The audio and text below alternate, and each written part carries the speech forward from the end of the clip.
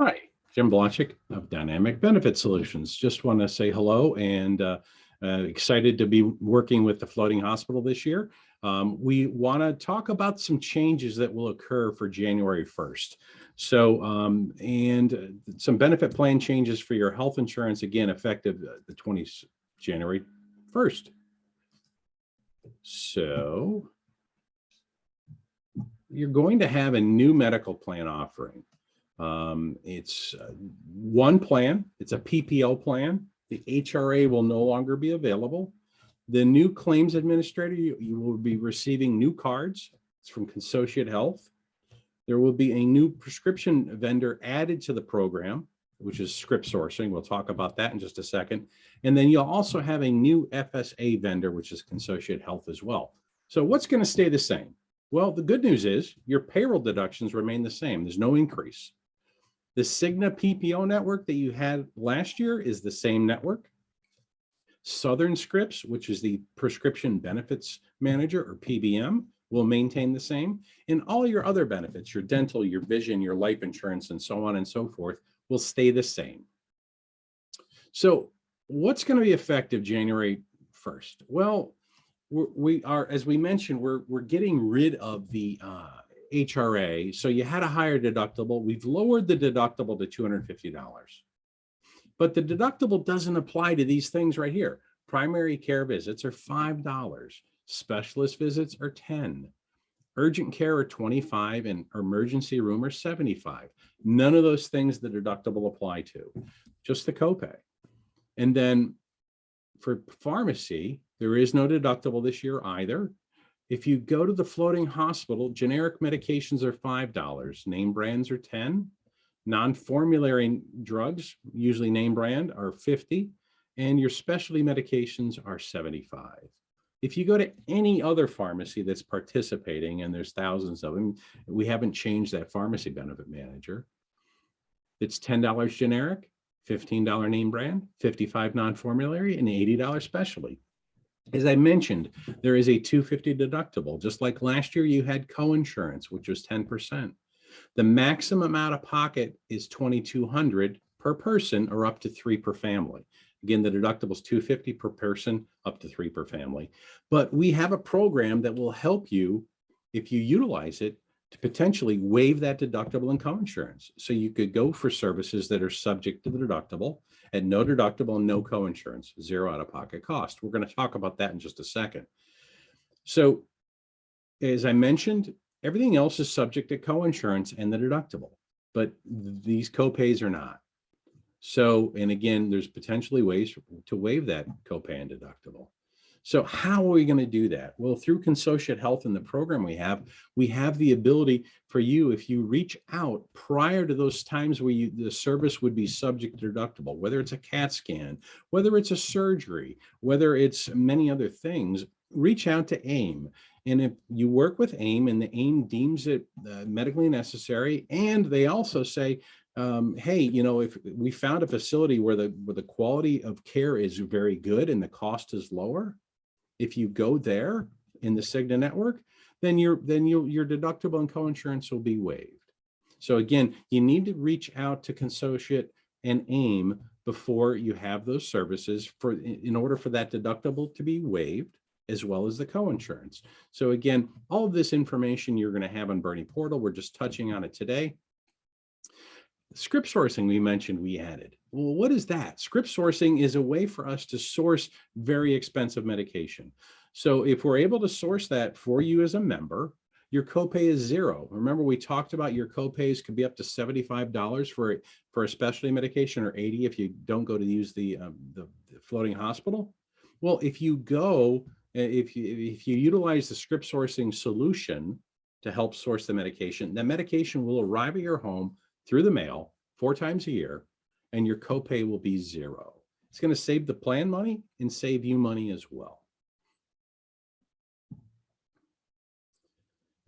The FSA, well, the FSA is changing, right? So you have your current FSA through Clarity. If you have any dollars in that, you can spend that on the Clarity card up to, I think it's 3 months into the new year. And at that point, it'll roll into the Consociate card if you haven't spent those dollars. With this program, with the new FSA card, if you're going to put new dollars in, it'll go on the new card. It's a payroll deduction. And why, you might say, well, why would I want to do that? Well, if you know you take a maintenance medication and you're spending $10 or $15 a month, well, if you actually have it come out of your paycheck through this program, you won't pay any taxes on those dollars. So it's not a full effect of feeling $15 out of your check. It's a lesser amount depending upon what tax bracket you might be in. So it's a great program. We encourage you to use it. You have a dependent care option as well. So if you're paying for your children's daycare and whatnot, and this is one way to help do it on a tax-free basis.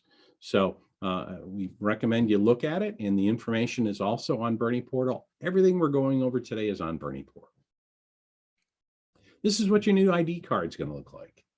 So it's important, again, just like your old card, to let them know that to check for services, they need to reach out to Consociate, not to Cigna, but to Consociate. Consociate manages the claims. Cigna is just processing, giving their discount on the claim, but Consociate's doing all the work. So if somebody calls Cigna to see if you're in the network or in the plan, Cigna is going to say no. They have to call Consociate, just like it was before. They need to call the TPA in order for you, the member, to have the services properly. Open enrollment's passive.